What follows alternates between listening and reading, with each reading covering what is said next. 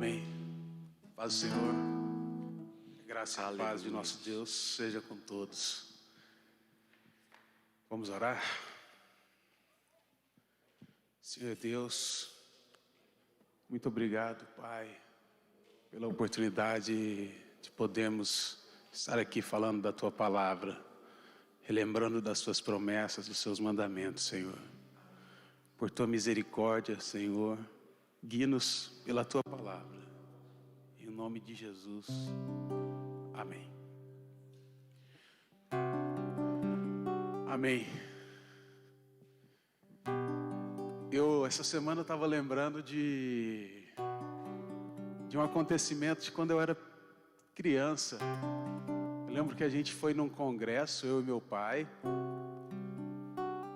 e o presidente do Conselho Nacional de todas as igrejas do Brasil, ele estava pregando. Era um senhor idoso, pastor Orlando Silva. Ele começou o sermão falando sobre as coisas que ele amava. Ele começou falando assim: hoje eu acordei de manhã e a primeira coisa que eu fui fazer foi comprar uma caneta para preparar esse sermão, para anotar, fazer minhas anotações. Porque eu amo falar da palavra de Deus. Eu amo preparar sermão e trazer sermão para as pessoas. Eu amo pregar a palavra de Deus, mas eu não adoro pregar a palavra de Deus. E ele continuou, ele disse assim, eu amo viajar, eu amo o mar, eu amo entrar no mar, eu amo sentir a água do mar, mas eu não adoro o mar. E foi continuando, por fim ele falou assim, eu amo a minha esposa. Minha esposa é a mulher que eu mais amo no mundo, mas eu não adoro a minha esposa. E ele foi colocando uma distinção entre amar e adorar. Porque a gente só deve adorar a Deus. Às vezes a gente vê essa palavra sendo banalizada, pessoas falam assim, eu adoro lasanha, eu adoro pudim. Mas isso é uma banalização dessa palavra. O termo adorar, ele é usado para cultuar. Se refere a prestar culto a uma posição central dentro de você, uma posição central na sua vida, que só deve ser ocupada por Deus. Eu quero convidar você para abrir sua Bíblia no livro de Êxodo, no capítulo 20.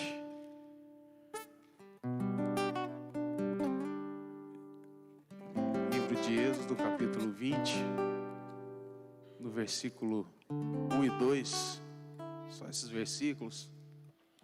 A gente vai encontrar aqui os 10 mandamentos, também chamado de decálogo. Os 10 mandamentos que Deus deixou.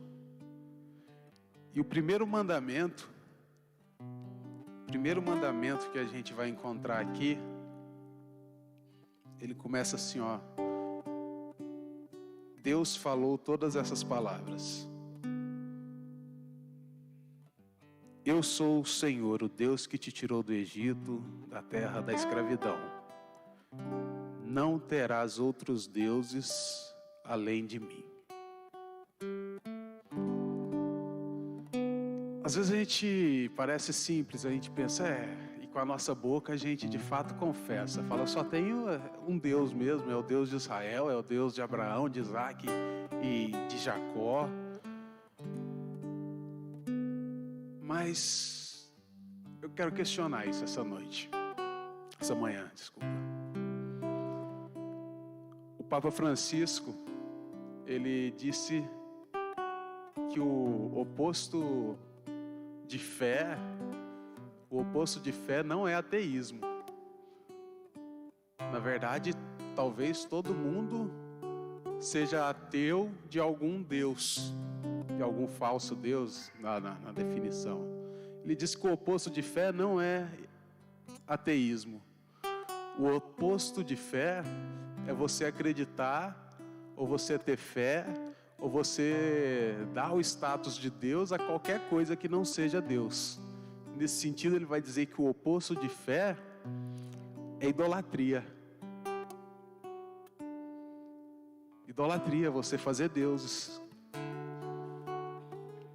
Leandro Carnal, ele diz assim que o ateísmo é uma coisa inventada agora, é uma coisa moderna. Porque na antiguidade a moda era ter muitos deuses. A moda era ter vários deuses, era politeísmo, era um deus para cada coisa. Quando Paulo vai pregar em Atenas, vai pregar na Grécia, vai pregar em Roma, a cena que ele se depara lá é de um mundo cheio de deuses. É um mundo cheio de estátuas, cheio de imagens, e tinha Deus da beleza, Afrodite, tinha Deus do vinho, tinha Deus da prosperidade, e cada Deus tinha uma imagem, e cada Deus tinha um templo, e cada Deus tinha um sacerdote. E Paulo ele vem pregando então que esses deuses são falsos, que esses deuses são construídos por mãos humanas, e as pessoas vão deixando esses deuses e vão se convertendo. Hoje, pode ser que a gente olhe isso e pense que isso não existe mais. Assim, acabou esses deuses falsos, esses templos de deuses falsos. Mas se a gente for pensar com mais profundidade acerca desse tema, a gente vai perceber que esses deuses talvez estejam mais estabelecidos hoje do que antes. Os templos estão mais estabelecidos hoje do que antes. Por exemplo, quando no 11 de setembro, quando houve um ataque às Torres Gêmeas ao World Trade Center, é um ataque simbólico. Aquilo era um templo do mercado financeiro mundial. Porque muitas pessoas não adoram Artemis, não tem aquela estátua, mas elas prestam culto ao dinheiro. O dinheiro ocupa um lugar central no coração dela. Ela endeusa o dinheiro e dá ao dinheiro esse status de Deus. Uma idolatria. A pessoa deixa a fé no único Deus e passa a dar ao dinheiro o status de Deus. Qualquer coisa pode ser endeusada. Qualquer coisa pode ser objeto da nossa idolatria. E eu acho que o nosso objetivo é derrubar ídolos. Se a gente tiver, e com certeza vamos ter, às vezes a gente acusa outras religiões, outras pessoas de idolatria,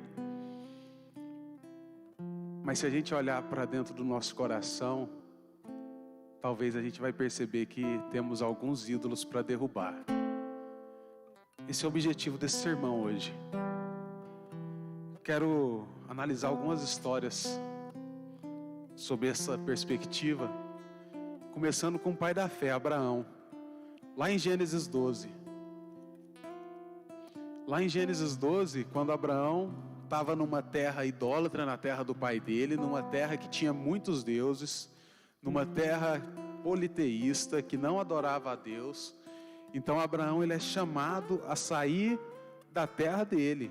O Senhor apareceu a Abraão e fala: sai da terra do teu pai, sai do meio da tua parentela e vai para uma terra que eu te mostrarei. Abraão ele então é convidado por Deus a sair de um meio em que tinha muitos deuses, e Deus se mostra a Abraão, e então chama Abraão a abandonar essa idolatria, abandonar aquela terra e seguir ao Deus verdadeiro. Deus se revela a Abraão e ele faz uma promessa a Abraão. Ele fala assim, quando ele chama, no versículo 7 de Gênesis, ele fala assim: o Senhor apareceu a Abraão e disse: a sua descendência darei essa terra. Ele chama Abraão da terra e promete outra terra e promete uma descendência.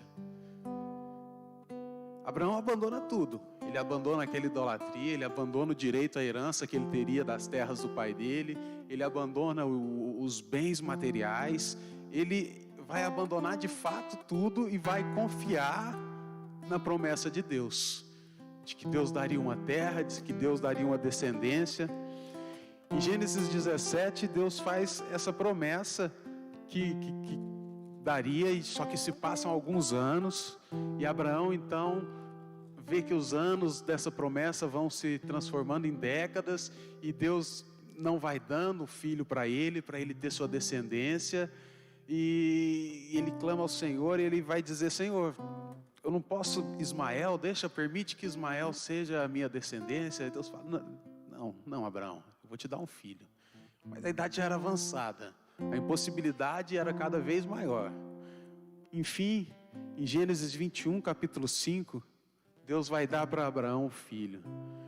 Fala assim o versículo: estava ele com 100 anos de idade quando lhe nasceu seu filho Isaque.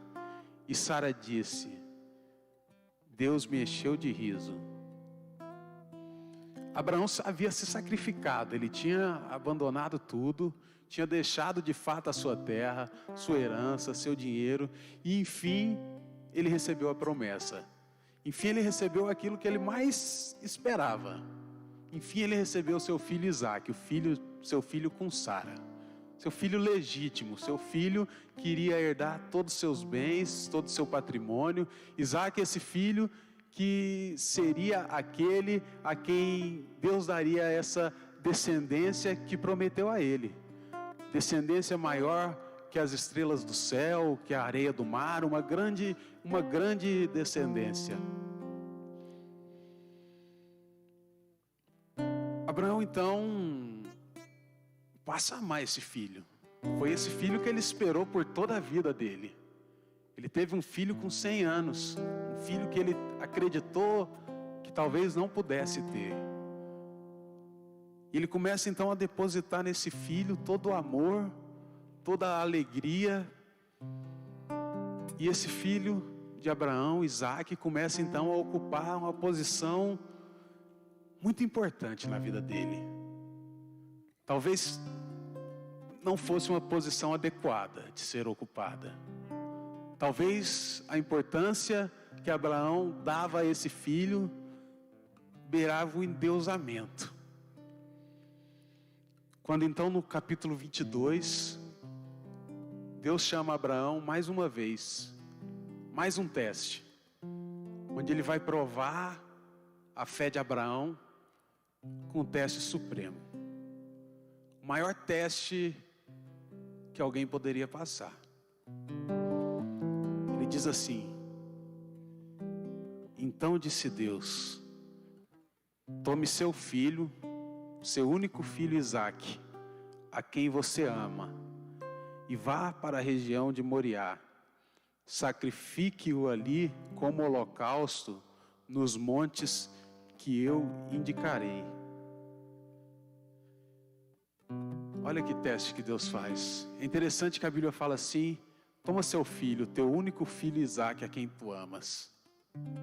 Ela indica essa posição que Isaque talvez estaria ocupando dentro do coração de Abraão. Então, Deus de fato coloca Abraão à prova. Não creio que Deus quisesse provar que Abraão amasse a Deus, porque Deus conhece o coração humano. Deus sabia que Abraão amava a Deus. Talvez esse teste fosse muito mais para Abraão colocar em xeque as suas prioridades. E Abraão, um homem de fé, se ele tinha alguma idolatria em relação ao filho, nesse teste ele provou que venceu toda ela, se é que tinha, porque ele vai andar, fazer essa caminhada com o filho dele, e vai oferecer o filho dele como sacrifício. E no último momento, ele poderia ter desistido dessa caminhada, foram 3 dias e meio. A qualquer momento ele poderia dar meia volta e voltar para trás. Eu não vou fazer isso. Mas ele chega até o fim. No último momento, quando ele levanta o cutelo para matar o filho dele, para provar, fala: eu adoro o Senhor. Nada é maior que a vontade do Senhor. Não tem nada ocupando o lugar do Senhor no meu coração. Meu coração é íntegro. E o Senhor poupa Abraão de fazer esse sacrifício. O versículo 12 diz assim: não toque no rapaz, disse o anjo. Não lhe faça nada. E Deus diz: agora sei que você teme a Deus. O anjo do Senhor diz para Abraão: agora sei que você teme a Deus, porque não me negou seu único filho. Abraão aqui demonstra temor. Ele passa no teste, ele de fato demonstra que a idolatria não é presente, e a promessa de Deus se cumpre na vida de Abraão. Abraão é feito, e essa é uma promessa inquestionável. Quem crê em Deus e quem não crê, é inegável que Abraão se tornou o pai de muitas nações. Hoje o mundo inteiro, mais da metade do mundo inteiro se declara filho de Abraão. Quando você pega a religião dos judeus, eles são filhos de Abraão. Os islâmicos são filhos de Abraão. Os cristãos são filhos de Abraão.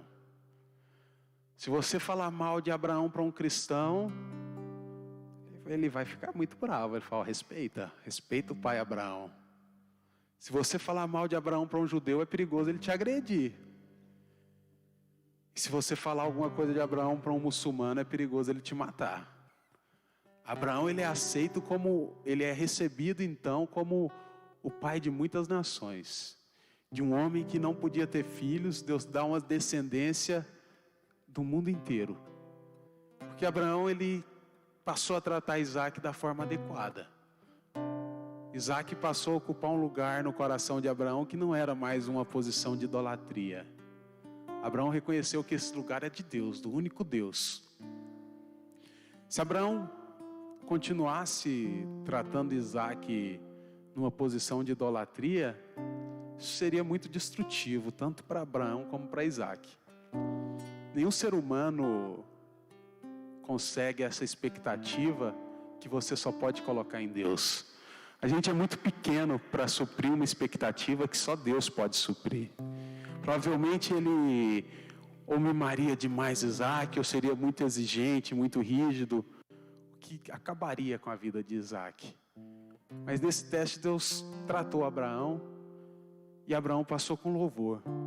Abraão passa de ser uma pessoa medíocre, uma pessoa da média, uma pessoa normal, e entra na história da humanidade como um dos maiores homens.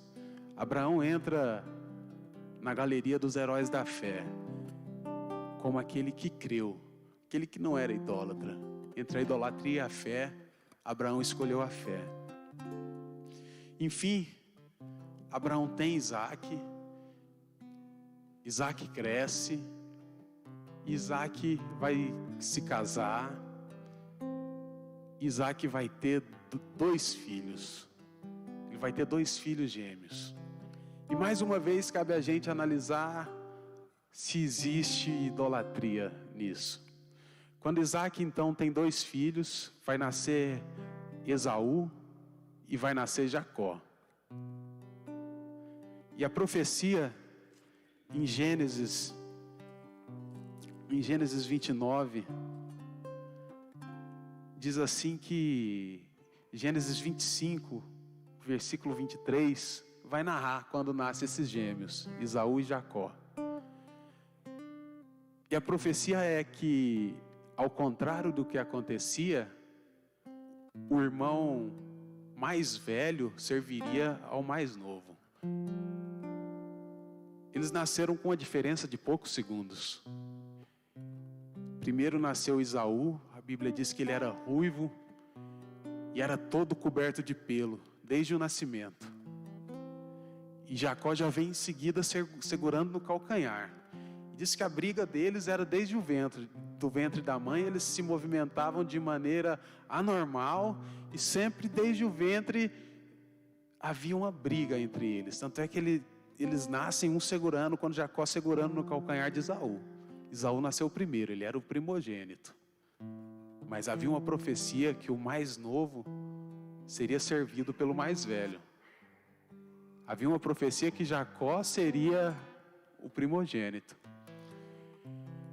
Mas Isaac, ele vai colocar tanta expectativa em Esaú, e ele vai favorecer tanto Esaú em detrimento de Jacó, e o favoritismo dele por Esaú vai ser tão grande por Esaú, que isso vai destruir Jacó. A Bíblia vai dizer que Isaac, ele tinha uma preferência pelo filho mais velho. O filho mais velho, Esaú, ele era aquele filho, eles eram diferentes. Enquanto Esaú era aquele filho cheio de virilidade, caçador, filho que agradava o pai, Jacó, ele era um filho mais que cozinhava com a mãe. Ele era o filho preferido da mãe. Enquanto Esaú era aquele filho a quem Isaac queria dar a bênção, mesmo contra a profecia. Isaac colocou Esaú numa posição aí de idolatria. Ele colocou o próprio filho numa posição endeusada. E isso destruiu a família deles. Esaú se tornou impulsivo, se tornou cheio de vontade, e Jacó se tornou trapaceiro, se tornou medroso em certo ponto. Ele sentia um vazio por não ter essa aprovação do pai, ele buscava algo. Isso criou um vazio no coração de Jacó. Enquanto ele confirmava muito Esaú, por ocupar essa posição central no coração dele, Jacó foi desconfirmado. Isso criou um vazio no coração de Jacó. Jacó, então, quando seu pai Isaac, filho de Abraão, estava prestes a morrer, Jacó vai enganar o pai. Ele vai se vestir com pele cheia de pelo e vai pedir a bênção do pai como se ele fosse Esaú. E o pai dele, já cego, bem idoso, então vai dar essa bênção para Jacó, enganado. E aí quando Esaú vai lá para receber a bênção, Isaac fala: eu já dei a bênção, não posso mais te abençoar, eu já abençoei. Esaú então fica muito irado, muito bravo, e ele quer matar o irmão. Ele vai de fato procurar o irmão para matar. Jacó então começa a fugir, foge às pressas e vai para a terra do irmão da mãe dele. Ele vai para a terra de alguns parentes dele. Ele vai especificamente para a terra do seu tio, irmão de sua mãe. Ele vai para a terra de Labão. Jacó, por essa atitude, ele teve que abandonar tudo. Ele teve que abandonar a terra dele, ele teve que abandonar a mãe dele, que ele tanto amava. Ele foi para uma terra, apesar de ter conseguido a bênção, ele foi para uma terra com vazio maior ainda no coração. Deus não preenchia esse vazio de Jacó, ele procurava preencher esse vazio de outras formas. Quando ele chega na terra do tio Labão dele, ele então vai ficar deslumbrado com uma mulher chamada Raquel. Ele vai colocar essa mulher nessa posição de idolatria. Ele vai colocar Raquel no centro do coração dele. Ele vai endeusar Raquel. Ele vai colocar Raquel nessa posição em que Deus deveria ocupar. É interessante o texto, no capítulo 29, ele vai narrar o primeiro mês que Jacó fugiu e chegou na terra do tio dele.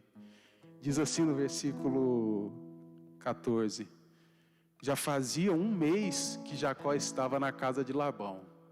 Passado um mês que Jacó estava lá na casa, na fazenda de Labão, tio dele trabalhando, o tio dele chegou para ele e falou assim: só por você ser meu parente, você vai trabalhar de graça para mim? Diga-me qual é o seu salário. A Bíblia diz assim, que na hora ele respondeu: Raquel. Eu quero Raquel por salário, eu quero a sua filha. Diz assim, ora, Labão tinha 2 filhas. O nome da mais velha era Lia, o da mais nova Raquel. Lia tinha olhos sem brilho, mas Raquel era bonita e atraente. Como Jacó gostava muito de Raquel, disse: trabalharei 7 anos em troca de Raquel, sua filha mais nova. Labão respondeu: será melhor dá-la a você do que a algum outro homem. Fique comigo. O interessante desse texto é que a gente percebe essa posição que Raquel de fato ocupava no coração de Jacó.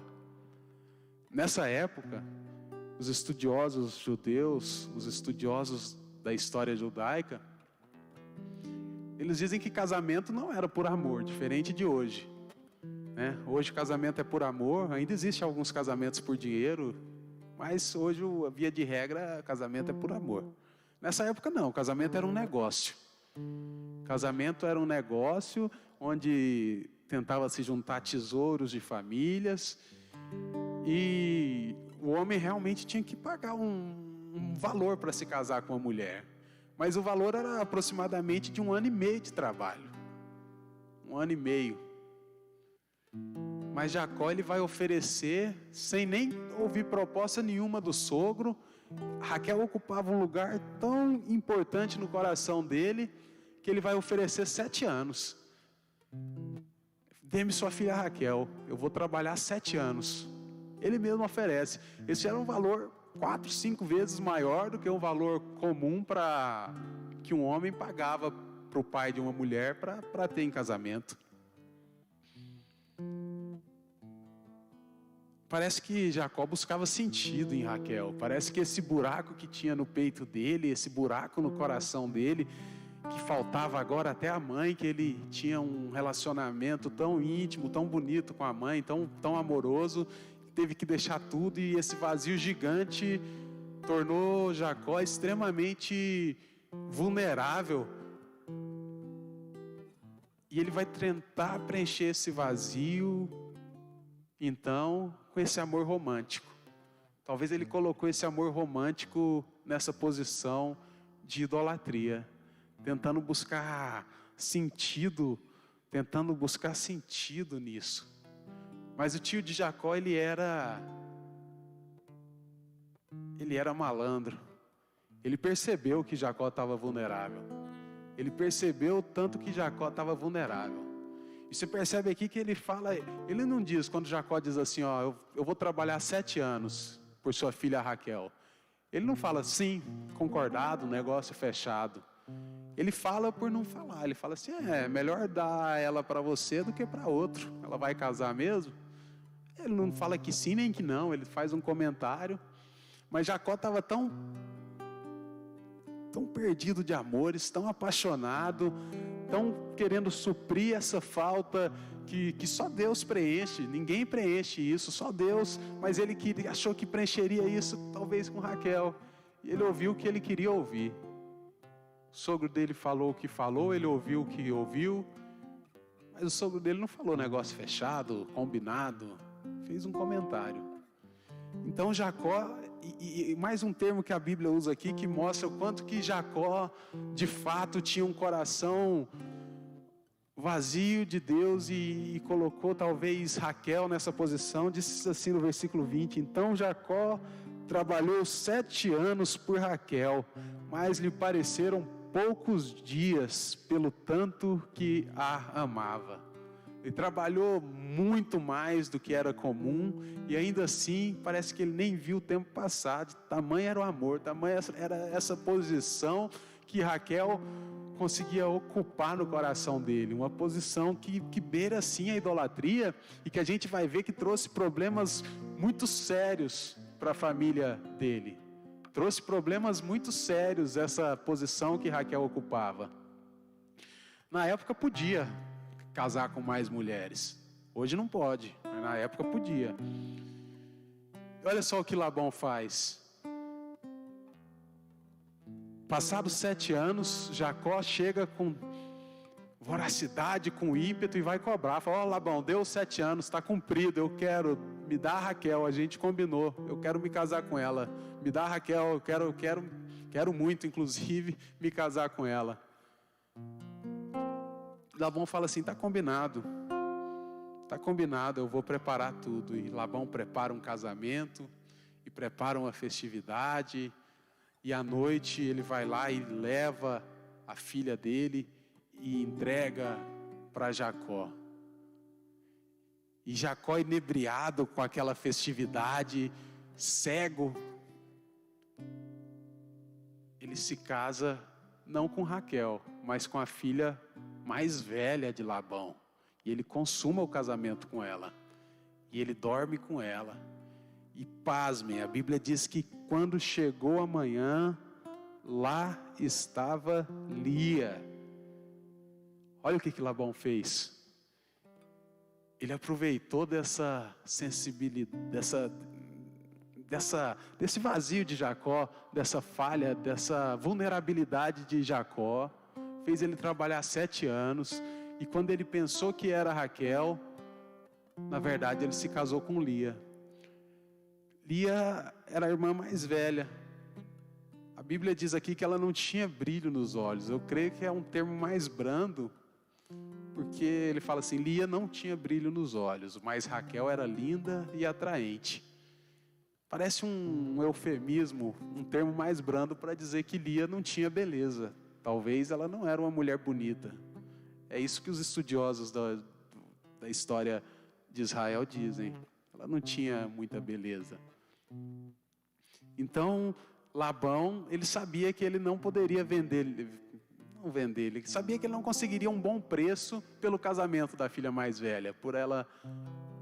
Mas, aproveitando dessa vulnerabilidade de Jacó, ele consegue 7 anos de trabalho. Se a filha mais bonita já foi valorizada 7 anos, o normal seria 1 ano e meio. Ele conseguiu fazer um grande negócio, ele se viu livre, que era o que ele queria, se ver livre da filha mais velha, por um preço excelente. Jacó trabalhou 7 anos por Lia. E aí Jacó, quando percebe, ele acorda furioso e ele vai falar com Labão, fala, isso não era o combinado, você me enganou, Labão. E aí Labão muito tranquilamente vai responder, Jacó, você não sabe qual que é o costume dessa terra? A filha mais velha se casa primeiro que a mais nova. Você devia conhecer o costume. Mas façamos um trato. Trabalha mais 7 anos e eu te darei Raquel em casamento. E Jacó, mais uma vez, com esse vazio no coração, que na cabeça dele Raquel preencheria, tentando projetar as frustrações, as ausências do pai, a ausência da mãe, sentindo esse enorme vazio novamente, vai lá e trabalha mais 7 anos para ter Raquel em casamento. E ele trabalha mais 7 anos e, enfim, Labão dá Raquel por esposa para ele. E ele vai fazer um tratamento muito diferenciado entre as duas mulheres. A Bíblia diz que ele amava Raquel e desprezava Lia. Raquel era muito bonita, mas não podia ter filho. Até então ela era estéril. Ela vai ter 2 filhos por um milagre, mas até então ela não podia ter filhos. Já Lia podia ter filhos. E Lia teve 4 filhos com Jacó. E o capítulo 29 que a gente está lendo, no versículo 31, talvez vai ter uma das sucessões de versículos, dos mais tristes versículos da Bíblia. Vai falar sobre a história de Lia. A história dessa mulher que era desprezada pelo pai, que o pai queria se ver livre dela, empurrou ela no casamento. Essa mulher que era desprezada pelo marido, o marido queria outra, teve ela, ficou bravo, não queria. Mas o Senhor viu Lia. No versículo 31 diz assim, quando o Senhor viu que Lia era tão desprezada, concedeu-lhe filhos. Deus viu o quanto Lia sofria. Lia engravidou e deu à luz a um filho. Deu-lhe o nome Rubem. Dizia, o Senhor viu minha infelicidade. Agora certamente o meu marido me amará. E aqui vai nessa sucessão de versículos, o que ele vai apontar é que Lia tinha o mesmo problema que Jacó. Da mesma forma que Jacó tinha esse vazio e colocou Raquel, tentou colocar Raquel nesse vazio para suprir essa falta, endeusou Raquel e queria Raquel nessa posição de Deus, nessa posição que só Deus pode ocupar, só Deus pode suprir nossas faltas. Da mesma forma que Jacó tentou suprir isso com Raquel, Lia vai tentar suprir isso com Jacó. Lia vai projetar em Jacó a realização da sua felicidade, a realização das suas expectativas. Ela vai projetar em Jacó suprir esse vazio existencial. E E os versículos são muito tristes, porque filho a filho, Lia sempre vai dizer que certamente dessa vez agora eu vou conquistar o meu marido, certamente meu marido vai parar de me desprezar, agora com esse filho meu marido me amará, agora com esse filho meu marido vai enfim me notar. Eu vou ler aqui a sucessão de versículos, ela fala assim, ó: o Senhor viu minha infelicidade, agora certamente o meu marido me amará. No versículo 33, Lia engravidou de novo, e quando deu à luz, outro filho disse: porque o Senhor ouviu que sou muito desprezada, deu-me também este filho, pelo que chamou Simeão. O versículo 34 vai dizer de novo: engravidou, e quando deu à luz a mais um filho, disse: agora finalmente meu marido se apegará a mim, porque já lhe dei 3 filhos. Por isso deu-lhe o nome Levi. No versículo 35, talvez aconteça aí o grande milagre na vida de Lia. Ou talvez a grande percepção que Lia teve de que não seria o marido, e não seria os filhos, e não seria o casamento, e não seria ninguém que supriria essa angústia existencial dela. Enfim, ela percebeu que esse lugar que ela tinha não poderia ser preenchido pelo amor do marido, pelo amor de ninguém, senão pelo amor de Deus. E ela vai dizer assim, ó, no versículo 35, engravidou outra vez, e quando deu à luz a mais outro filho, disse: dessa vez louvarei o Senhor. Dessa vez louvarei o Senhor. A expectativa dela não estava mais em nada. A expectativa dela foi suprida e ela se encheu e acabou com espaço para a idolatria, porque ela louvou o Senhor. Assim deu-lhe o nome de Judá. Olha quem nasceu desse parto. Talvez o filho mais importante de Jacó. Judá, o filho que gerou a tribo da qual veio Jesus. No capítulo 49, 10, tem uma promessa que de Judá o cetro não se apartaria, que os governos de Israel viriam por Judá. E muitos anos depois essa promessa se cumpriu, quando Davi, então, um pastor de ovelhas, do nada derrota um gigante, e o povo começa a clamar Davi por rei, Davi da tribo de Judá, filho de Lia. Então reúne todo Israel em um grande reino. O cetro não se apartará de Judá. Quando Lia então abandona essa idolatria e coloca Deus nessa posição central que ele deve ocupar, ela dá a luz a Judá. Judá deu origem a grandes reis, o rei Davi, o rei Salomão. Todos eles vieram de Judá. E por fim Jesus, o leão da tribo de Judá.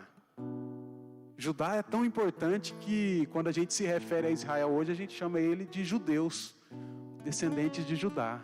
Essa idolatria de Jacó foi tão profunda e causou consequências tão profundas nos filhos dele, porque o filho que ele teve com Raquel, aquela mulher que ele amava, foi José do Egito.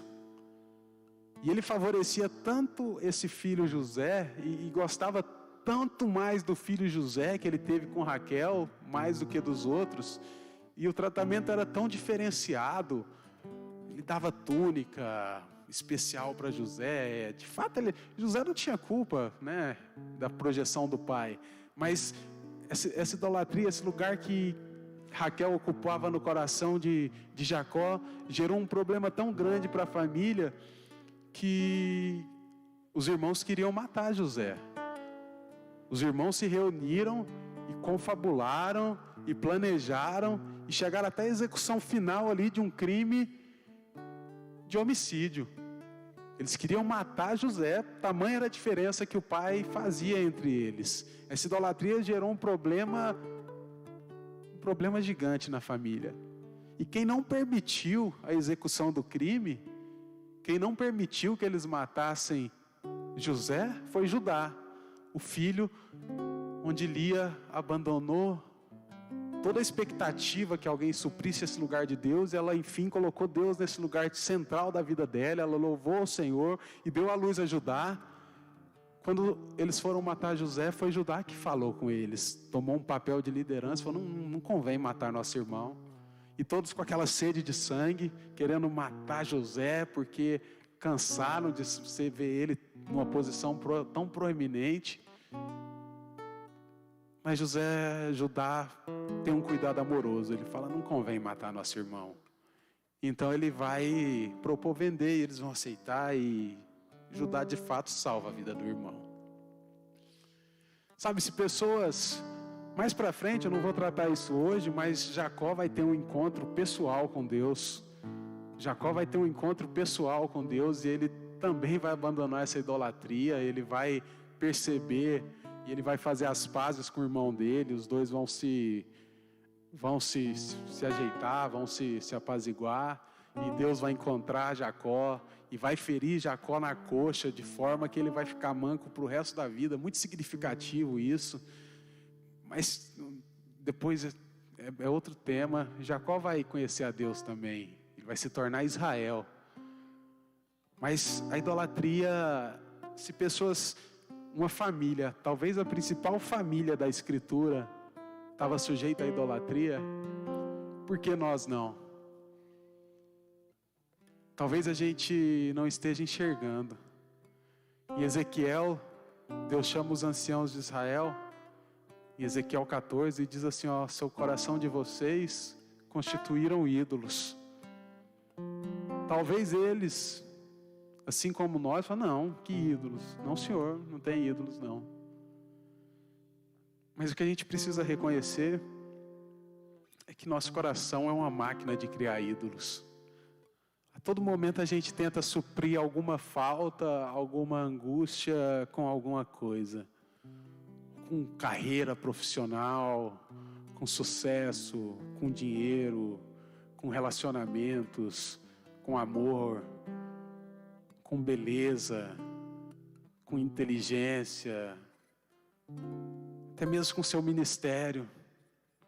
Tudo pode ser alvo de idolatria, tudo você pode fazer uma forma de idolatria. O coração humano, ele tende a fazer outras coisas ocupar esse lugar que é de Deus. E aí a gente às vezes ora pedindo essa outra coisa e começa a usar Deus como um meio para se chegar a um fim, e a gente nem percebe. Mas Deus é o que basta. E só Deus pode preencher. Esse vazio no coração, ele é muito grande. Ninguém vai conseguir suprir sua expectativa sobre isso. Só Deus. O vazio no seu coração tem o tamanho de Deus. Nada pode suprir. Em qualquer coisa que a gente projete suprir esse vazio, essa angústia, o que a gente vai fazer é destruir a pessoa, destruir a coisa e nos destruir. É uma responsabilidade muito grande. Não adianta a gente pensar que vai identificar um ídolo e arrancar ele, porque se a gente colocar Deus no lugar, ele volta a crescer, ou volta de outra forma, ou volta a crescer outro ídolo. A única forma da gente combater a idolatria, da gente deixar os ídolos, é de fato colocando Deus 100% no nosso coração, de forma inteira. Isso não é somente repetir abstrações de quão grande é Deus, quanto a gente ama a Deus, mas é de fato realmente a gente perceber o amor dele por nós e se deixar ser constrangidos por esse amor. De fato perceber esse amor que nos tirou das trevas, esse amor que nos trouxe para a presença dele. O Zivan leu um Salmo 27, sexta-feira. Davi, ele vai dizer assim, ó, enfim, Senhor, enfim eu acho que eu compreendi o seu mandamento, porque o meu coração anela por tua face, deseja por tua presença mais do que tudo. Só quando a gente perceber isso, e se deixar esse amor de Deus nos conquistar, é que a gente, de fato, vai suprir toda a angústia que o o nosso coração tem. As fontes de sofrimento humano, de tristeza, são várias. Mas quando a gente coloca Deus nessa posição e abre mão de toda idolatria, de todo ídolo que tenta nos conquistar, tenta fazer com que a gente se apegue, se apaixone, porque o ídolo nunca vai ser uma coisa ruim. O que a gente vai tentar colocar por idolatria, por ídolo, é sempre uma coisa boa, é sempre uma coisa que nos faz bem, é sempre uma coisa que nos traz alegria, mas nunca vai ser uma alegria completa, sempre vai ser uma alegria que não vai suprir sua expectativa, porque nada nesse mundo vai suprir, nada nesse mundo vai conseguir suprir o que só Deus supre. A gente não é desse mundo, nada daqui vai conseguir fazer isso, só Deus. Como Jacó, sempre que a gente colocar nossas expectativas em algo, como ele colocou em Raquel, quando a gente se perceber, quando o sol nascer, sempre vai ser Lia. Essa é uma desilusão que acompanhou Jacó e que vai acompanhar todo mundo que projete alguma coisa em algo dessa realidade. Sempre vai ser Lia. Quando amanhã nascer e a sua ilusão passar, você vai dar conta que sempre vai ser Lia, nunca Raquel. O apóstolo Paulo vai dizer sobre o grande mal. Ele vai dizer que os homens adoraram a criatura, adoraram e cultuaram a criatura no lugar do Criador. Isso destrói o coração humano. Nada pode suprir essa expectativa. Minha oração hoje é para que a gente possa colocar esses ídolos para baixo. Derrubar os ídolos que ocupam lugar no nosso coração. E trazer Deus para esse lugar de honra. Esse lugar que só Ele pode ocupar. E através da oração, é um dos meios mais eficazes para a gente fazer isso. Clamando, entendendo o grande amor de Deus por nós. Que merecíamos o castigo, mas Abraão não precisou dar seu único filho para morrer. Mas alguns anos depois, Jesus subiu naquela mesma região de Moriá, onde fica esse conjunto de montes. Na mesma região que Abraão subiu com o filho dele, Deus poupou Abraão de realizar esse sacrifício. Alguns anos depois, o Filho de Deus não foi poupado. Ele morreu. Ele morreu por nós, para que a gente pudesse ser justificado. A gente precisa ter isso no nosso coração. A gente, mais do que compreender com a nossa inteligência, é compreender de fato com o nosso coração. Como Davi disse, meu coração compreende. Compreender que do que Abraão foi poupado, Deus não se poupou, Ele entregou seu filho. Ele veio e morreu por nós, Ele se fez maldição no nosso lugar. Curve sua cabeça, vamos orar. Senhor Deus, Tu és o meu Deus. Eu confio em Ti, Senhor. O meu futuro está em Tuas mãos. Pai, muito obrigado pelo grande amor com que o Senhor nos amou. Sem o Senhor, Deus, nada faria sentido. Essa vida seria um enorme vazio de tristeza e desespero, Pai.